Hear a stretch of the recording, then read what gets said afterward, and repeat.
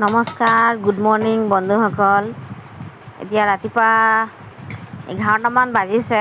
যিহেতু এতিয়া ধান ৰোৱা আহি আছে আমাৰ, সেইবাবে বুলি ভাবিলোঁ যে ৰোৱনীতো যাবই, সিহঁতৰ কাৰণে মদ অলপ বনাই দিম। সেইবাবে মদ ভাত 2 কেজিমান বনাইছোঁ, বনাই এয়া ঠাণ্ডা কৰি আছোঁ। ঠাণ্ডা কৰি জানেই আৰু পথাৰত ধান ৰুব গ'লে ৰোৱনীক বা কাম কৰা মানুহসকলক অলপ মদটো দিবই লাগিব। ভাগৰি যায় সিহঁতি গৰমটোত ধান ৰুব কাম কৰিব। সেইবাবে মদ অলপ উঠাই দিছোঁ। ভাতখিনি ঠাণ্ডা হৈ গ'লে গধূলি সময়তে দৰৱ সানি পেলাই ভৰাই দিম।